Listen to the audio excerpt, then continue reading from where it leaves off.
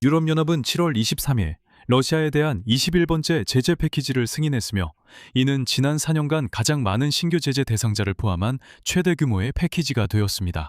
제재 대상에는 218개 항목, 170개 기관, 그리고 48명의 개인이 포함되었습니다. 우크라이나에 대한 전쟁으로 인해 유럽 제재 대상이 된 제재 대상의 총수는 거의 3,000명에 달하고 있습니다. 제재의 주요 타격은 러시아의 은행 시스템에 집중되었습니다. 제재 대상에는 94개의 러시아 은행과 대형 금융기관이 포함되었으며, 이 중 33곳은 스위프트 시스템에서 완전히 차단되었습니다.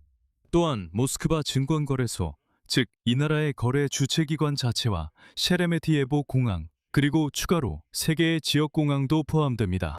또한 그림자 선단의 유조선 41척도 포함되어 제재 대상 선박의 총수가 이미 700척에 가까워지고 있습니다.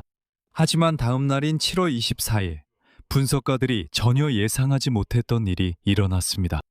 러시아 연방중앙은행이 기준 금리를 인하했습니다. 그리고 이 결정은 블라디미르 푸틴이 공개적으로 요구한 직후에 이루어졌는데, 이는 경제 논리와는 전혀 맞지 않는 일이었습니다. 그래서 이번 방송에서는 EU의 제재 패키지에 무엇이 포함되어 있는지, 누가 개인적으로 타격을 받았는지, 그리고 그 이유가 무엇인지 알아보겠습니다. 러시아 연방중앙은행의 결정은 경제가 아니라 정치처럼 보입니다. 제 이름은 알렉세이 패치입니다. 함께 이 주제를 파헤쳐 봅시다. 하지만 시작하기 전에 이 유튜브 채널을 꼭 구독해 주세요. 저희는 30만 명 구독자 달성을 향해 나아가고 있으니 여러분의 구독에 진심으로 감사드리겠습니다. 자, 은행 부문부터 시작하겠습니다. 유럽연합 이사회가 21번째 제재 패키지에서 바로 이 부분에 가장 큰 중점을 두었기 때문입니다. 유럽연합 내에서도 이번 제재 패키지에 비판이 있었습니다. LNG 프로젝트 제재와 참전한 러시아인의 비자 발급 및 유럽 입국 금지 조항이 빠졌기 때문이지만 결국 받아들일 수밖에 없습니다. 브뤼셀에서는 이번에는 러시아 금융 및 은행 부문, 즉 기관 자체에 가장 큰 관심을 기울였다고 분명히 밝혔습니다. 러시아 군사 경제의 도구입니다. 즉 94개의 금융기관이 제재 대상이 되었습니다. 그 중에는 르네상스 크레딧 은행, 내셔널 트러스트 은행, 우랄시브, 아방가르드, 얀덱스 은행, BB은행 등이 있습니다. 또 다른 32개 은행은 거래가 금지되었고, 33개 기관은 스위프트 시스템에서 완전히 차단되었습니다. 즉, 그들은 정상적인 국제 결제 채널을 잃게 된 것입니다. 그리고 저도 여러분처럼 수십 개의 러시아 은행들이 아직도 스위프트 시스템을 사용하고 있고 국제 결제를 할 수 있었다는 사실에 정말 놀랐습니다. 특히 러시아의 암호화폐 결제 시스템인 AA7도 타격을 받았습니다. 그리고 이 점이 매우 중요한데, 러시아가 바로 이런 암호화폐 방식을 통해 제재를 우회하려고 시도하고 있기 때문입니다. 또한 유럽연합은 이 암호화폐 결제 시스템 AA7 및 그 아프리카 내 활동과 관련된 4개의 기관을 추가로 제재 목록에 올렸습니다. 그리고 가장 큰 이슈는 모스크바 거래소에 대한 제재입니다. 이곳은 거래를 주관하는 거래소 홀딩으로 러시아 내에서 거래를 조직하는 역할을 합니다. 여기서 주목할 만한 점이 있습니다.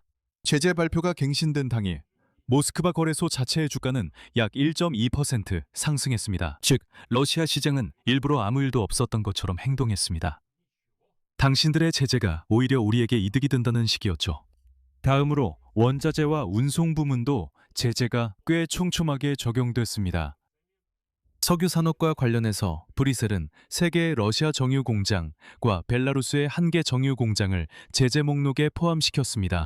여기에는 쿠이비셰프 정유 공장, 노보 쿠이비셰프 정유 공장, 루코일 마린bun커 회사가 포함됩니다. 하지만 제 생각에는 유럽인들이 제재를 조금 늦게 한 것 같습니다. 왜냐하면 이미 그곳에는 우크라이나 드론이 먼저 다녀갔기 때문입니다. 또한 러시아산 석유에 대한 가격 상한제가 1년 더 연장되었습니다. 그 가격은 배럴당 44달러 10센트로 유지됩니다. 즉, 유럽연합과 갈등을 피하려면 누구도 러시아산 석유를 더 비싼 값에 살 수 없습니다. 참고로 브렌트유 가격은 이미 배럴당 100달러까지 치솟았습니다. 그림자 선단에 관해서는 41척의 신규 유조선이 제재 대상에 올랐습니다. 총합으로는 이미 673척입니다. 생각해보면 약 700척의 그림자 선단 소속 선박이 제재를 받고 있습니다. 그리고 이어서 금속 산업, 금채굴, 다이아몬드 산업에도 타격을 가했습니다. 즉, 제재 명단에는 금채굴 회사들이 포함되어 있습니다. 비소차이쉬, 유주 우랄졸로토, 파블릭, 그리고 셀리그라드입니다. 에너지 기업에는 인테르, 라오, AS가 있고 교통 분야도 타격을 받았습니다. 셰레메티에보와 다른 세 지역 공항이 제재 대상이 되었기 때문입니다.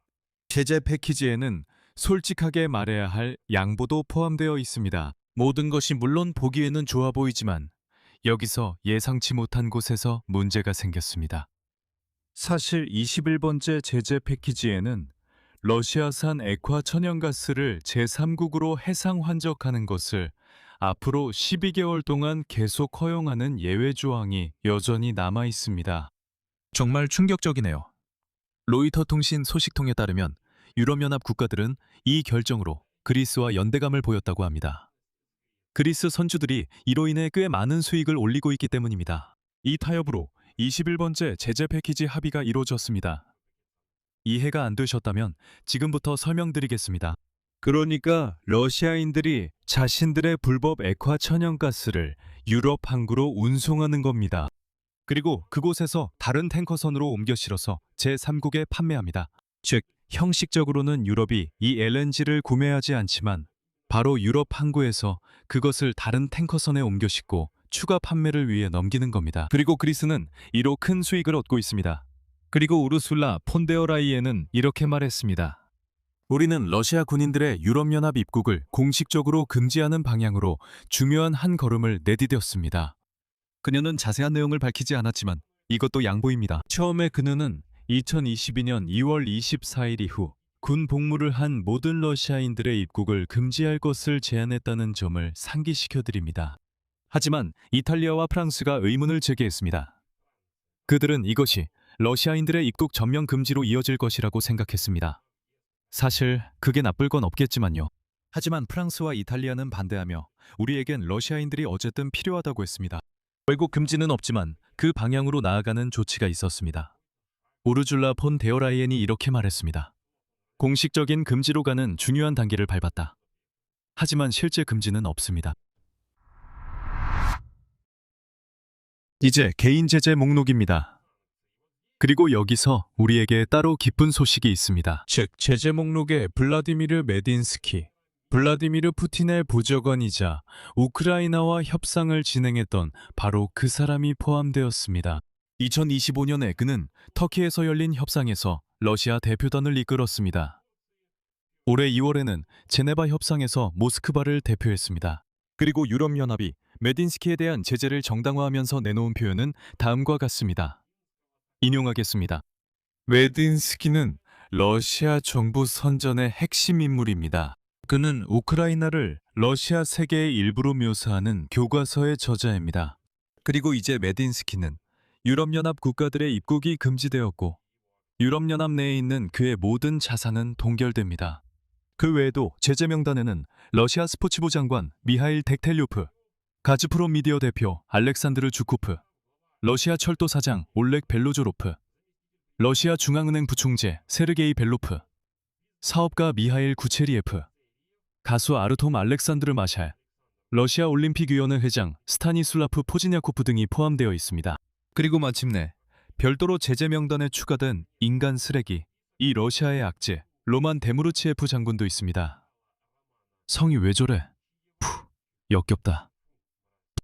왜 악질이냐고요? 이 로만 데무르치에프는 가족, 여자친구, 동료들과의 메시지에서 우크라이나 전쟁 프로들을 고문하고 처형한 것을 자랑했기 때문입니다. 이런 존재가 러시아에 실제로 있습니다. 이제 오늘 일어난 가장 흥미로운 일, 그리고 러시아 경제의 상태를 그 어떤 것보다 잘 보여주는 사건에 대해 말씀드리겠습니다.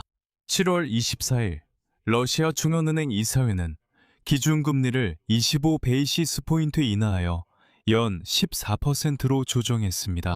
이것은 이미 10번째 연속 금리 인하입니다. 그리고 여기서 모든 모순을 이해하는 데 중요한 포인트가 있습니다. 애널리스트들은 이런 금리 변화를 예상하지 못했습니다. 더 나아가 바로 며칠 전만 해도 은행들은 오히려 금리 인상을 예상하기 시작했습니다. 그리고 이는 논리적입니다. 연료 위기로 인해 인플레이션이 가속화되고 있기 때문입니다. 애널리스트들은 이것을 은행 간 시장에서 포착했고 중앙은행 부총재 알렉세이 자보트키는 7월 14일에 공개적으로 규제 당국이 연료 가격 상황을 외면해서는 안 된다고 말하기도 했습니다. 즉, 시장 논리로 보면 금리를 인상해야 했습니다. 하지만 7월 14일에는 또 다른 이야기도 나왔습니다. 러시아 독재자 블라디미르 푸틴은 금리가 인하되어야 한다고 밝혔습니다.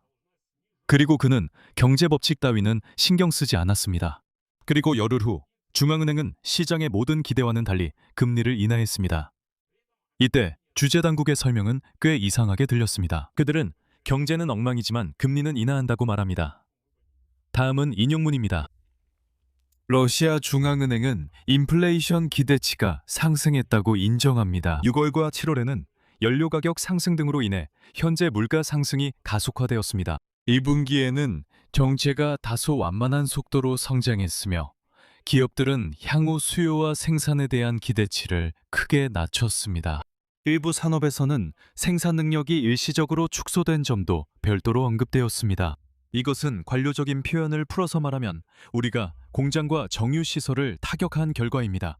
즉, 상황은 다음과 같습니다.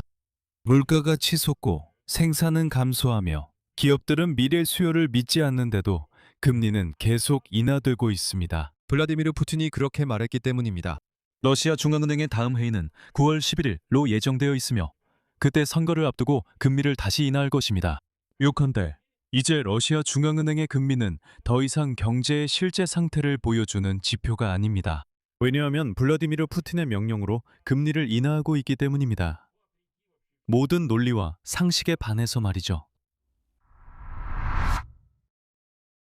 크렘린은 새로운 제재에 어떻게 반응하고 있을까요?